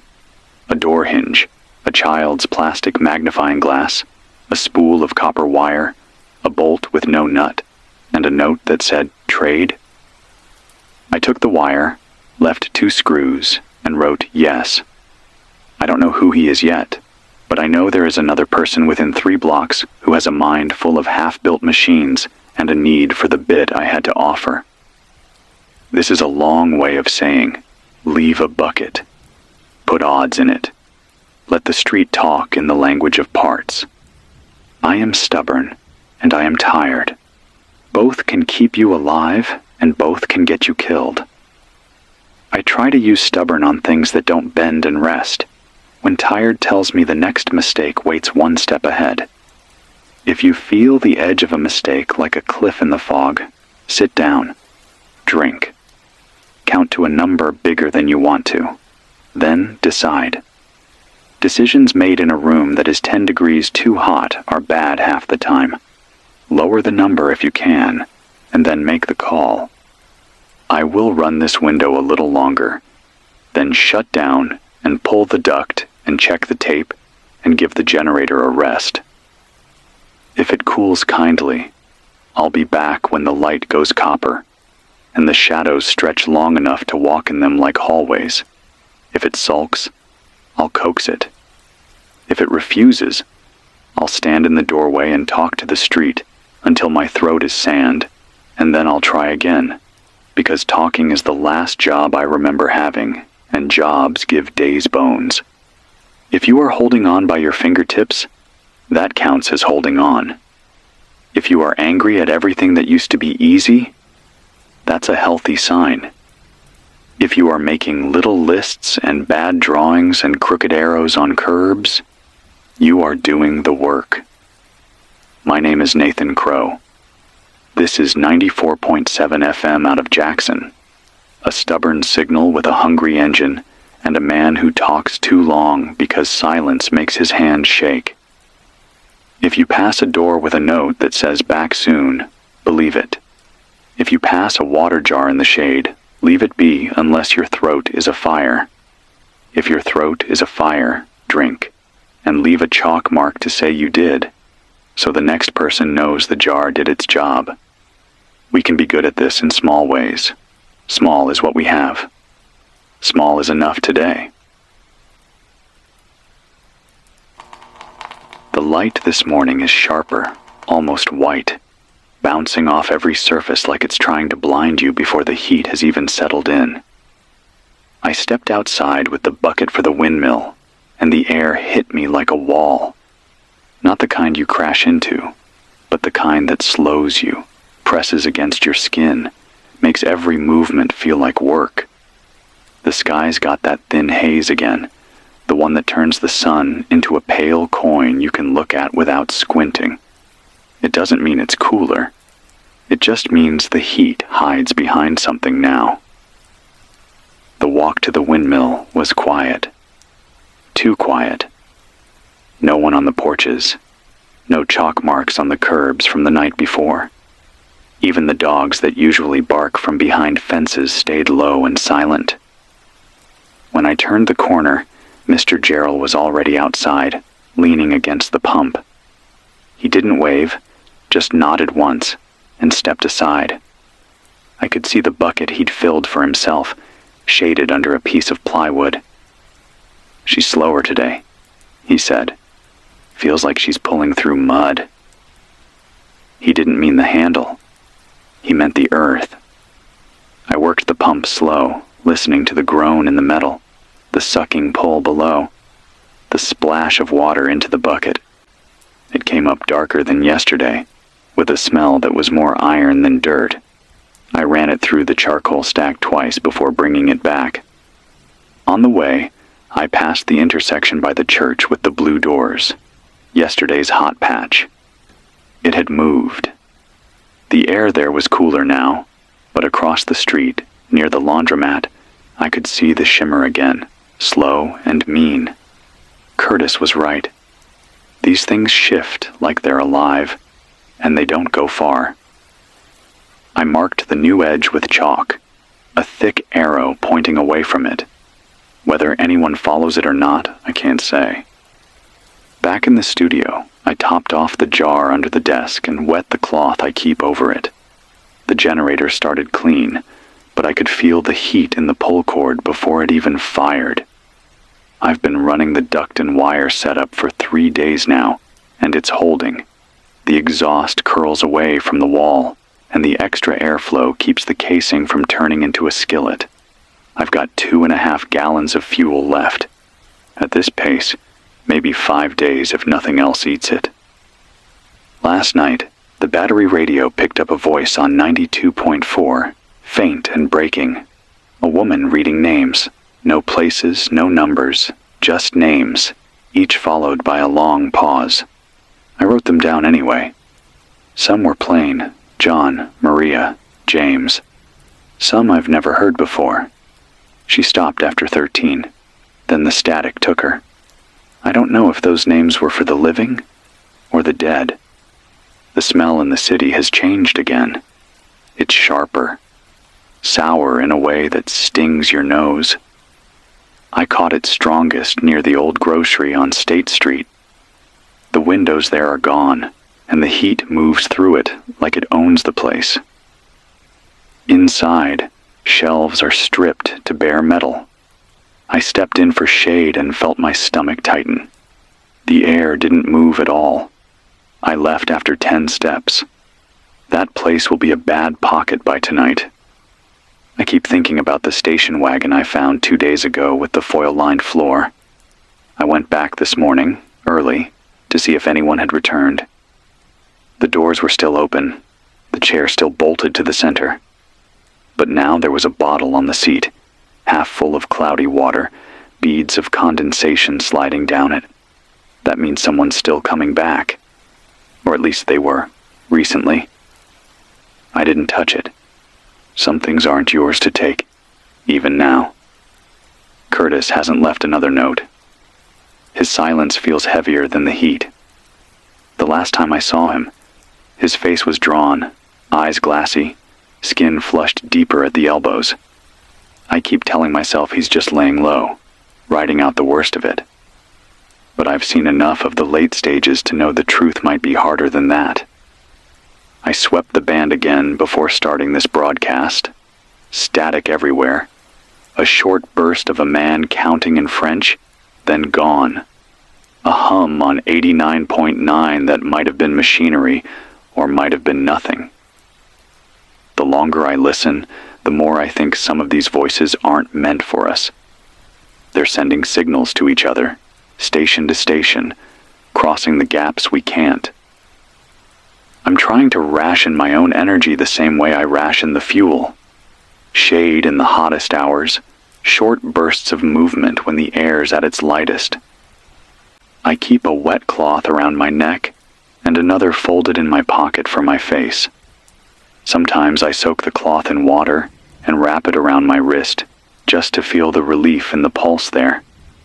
It's a trick I learned from watching an old man fix a roof in July years ago. He said cool the blood where it's closest to the surface, and you can trick your body for a little while. If you're still listening, keep your water shaded, your roots marked, and your time in the open short. This is Nathan Crow, 94.7 FM in Jackson.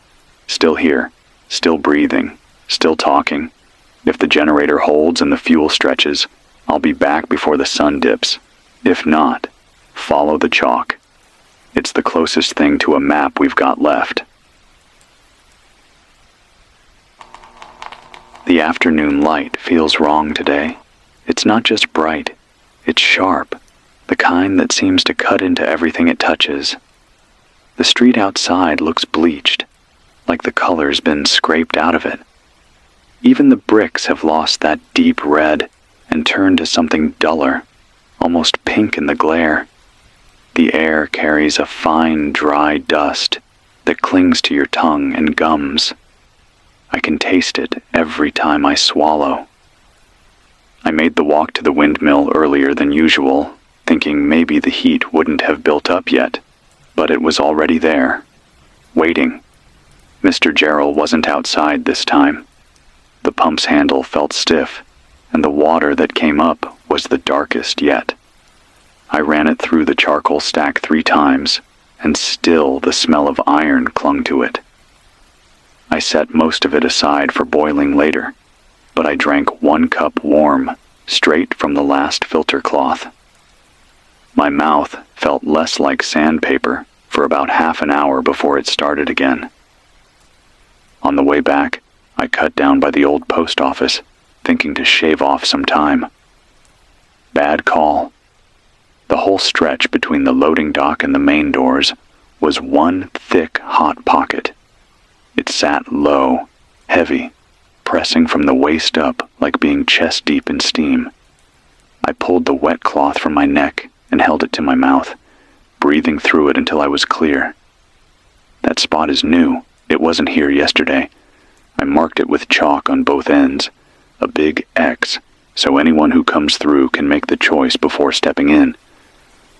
The foil-lined station wagon was gone when I checked this morning. Not driven away. The tires were still there, just the rims. Someone stripped it down to the frame in the night.